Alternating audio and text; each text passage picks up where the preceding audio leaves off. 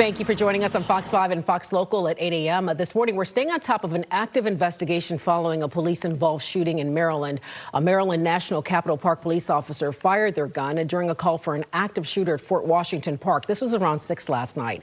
Now, right now, we are working to learn whether anyone was hit, whether any injuries were reported, or if anyone was taken into custody. Be sure to stay with Fox 5 on air and online as we learn more. Westfield Wheaton Mall reopening today following a shooting that left a 13-year-old boy injured. Montgomery County Police arrested a 17-year-old in connection to the incident. Fox 5's Shamari Stone has the story. Montgomery County Police responding to Westfield Montgomery Mall for the report of the shooting. Police telling us this all starts when a 17-year-old is sitting by Cinnabon. He suddenly stands up, pulls out a gun, and allegedly opens fire, shooting a 13-year-old boy around 6 o'clock. Detectives saying the 17-year-old suspect then takes off running to the Dick's Sporting Goods. That's where an armed security guard orders him on the ground, holds him until police arrive, and then officers arrest the teen. Police are investigating to see if the shooting was random or if the 13-year-old was the intended target. Meanwhile, some people who work at stores in the mall exclusively tell me they're shaken up. I was in work, and next thing you know, I just heard 2 gunshots. Pow, pow.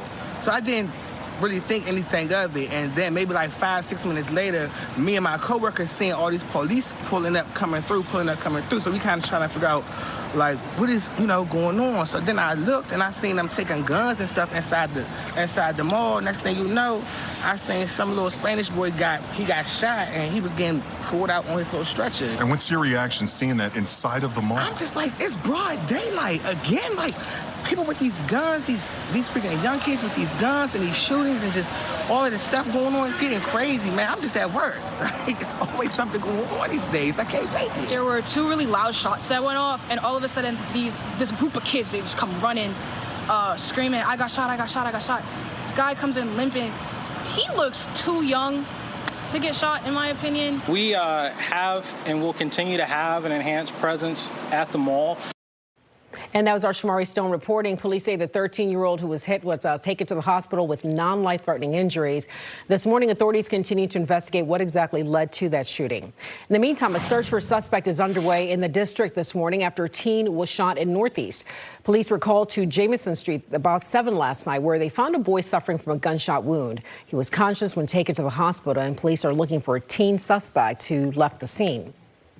Taking a live look across the National Mall now with our Earth Cam, the Department of Justice is now moving to dismiss charges against a former Olympian accused of damaging the Lincoln Memorial reflecting pool. David Hearn pleaded not guilty earlier this month to a felony destruction of property charge.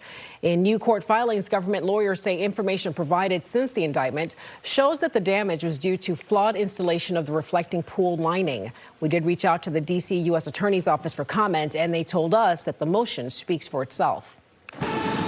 8:01's your time right now. While making plans for what to do today, you want to know what the weather is. Cesar Cornejo is talking about it because, yeah, some changes are afoot. Yeah, Maureen, unfortunately, we're starting to see the return of the humidity. So I know if we have outdoor plans, just make sure to try and cool off as best as possible. Yeah. That's going to be the key thing because we're expected to see temperatures once again getting back in towards the upper 80s, right? That's exactly what we saw yesterday. Look at that. So at Reagan National, we actually got to see 88 degrees. Dulles International, we got to see 88 as well. So right there, right along that average for this time of year. And then BWI, we actually got to 87. So not necessarily too bad out there. Of course, slightly below what we were forecasting in the 90, hitting 90 degrees. But that's also because we had that cloud cover. We just saw exactly what that could do to us. So right now, cloud cover is actually working to keep us a little bit on the toastier side, right? We continue to see that we were pretty well insulated overnight as we continue to see most of our temperatures still hanging well into the 70s.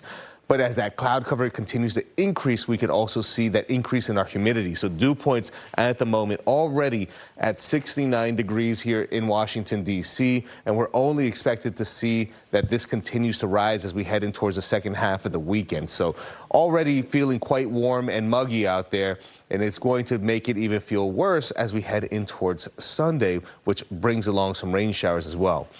But as we go in towards the second half of the day, temperatures are expected to get back into the 80s. Of course, with that cloud cover, we could struggle to get to 90 degrees. But given the fact that we do have some of that southerly flow making its way in at about 5 to 15 miles an hour with wind gusts up to about 21, I wouldn't be surprised if for a brief moment we do hit 90, but we're going to certainly be feeling like we're in the low 90s, at least with that humidity and temperatures mostly hanging in those upper 80s. So certainly going to be a warm one out there. So we're going to talk more about when you could expect the timing of course, that rain coming in for Sunday, and then just how long it lasts going into the work week here coming up in a couple of minutes. Maureen? Caesar, thank you. New video this morning of an attempted armed robbery at the Shaw Skate Park in Northwest D.C. This as the search for a suspect continues. The attempted robbery happened just before 8:30 on Wednesday night. Police say 3 skaters were held at gunpoint as the suspect demanded $20 from each of them. Nothing was taken and no one was hurt, luckily. The suspect reportedly drove away in a gray Lexus sedan. Happening today, the family of Julian Bailey will hold a rally demanding justice after he was shot and killed by U.S. Marshals in Ward 7 this past February. Nearly 6 months later, his family continues to demand answers about why deadly force was used. Bailey's loved ones and advocates plan to gather outside the U.S. District Court tonight at 6. They also plan to protest a year-long federal law enforcement presence in D.C. This week marks 2 years since Northern Virginia nurse and mother Mamta Kafli Bhatt vanished. Her husband will stand trial for her murder this October. Last night, loved ones gathered outside the Manassas Park Police Department to pray for justice. Police allege her husband, Naresh Bhatt, dismembered her with a power saw, and her remains have never been found. At the vigil, Mamta's loved ones shared their heartbreak with the crowd. I would like to ask him one question. Why? Give me the good reason why you did this. I'm just waiting for the justice of my sister, moreover than the justice for my little niece. The highly anticipated trial is now less than 70 days away. Prosecutors are expected to present newly recovered forensic evidence, including human hair fragments. Fox 5 will have you covered every step of the way in October. Turning now to the latest in the war with Iran, President Trump saying that the U.S. will persist with attacks on Iran until Tehran cannot take it anymore. Trump confirming continued military action while speaking with his cabinet at Camp David. The U.S. did not launch any strikes today, but the military says it intercepted Iranian drones targeting Kuwait. Meanwhile, Trump is still insisting negotiations are underway. More local news now. A reminder for voters in Virginia. Early voting comes to an end today in the Commonwealth. Voters deciding candidates for U.S. Senate as well as several House and local races ahead of the November midterms. The actual primary day is Tuesday, August 4th. Commanders training camp is rolling right along in Ashburn, and today is Fan Day. As you take this live look, the team is holding camp at their headquarters, now called the Big Bear A1 Performance Center, for the 5th straight year. It's year 3 for quarterback Jaden Daniels, and all eyes are on number 5 as he looks to bounce back from an injury-filled sophomore season. The front office has spent the offseason retooling the roster, and Fox 5 is out there in Ashburn right now. We're going to speak with some fans who are excited for what's ahead. And as the Commanders prepare for their season, Metro is making an agreement with D.C. to expand the station closest to the new stadium. The board of directors agreed to take $300 million from D.C.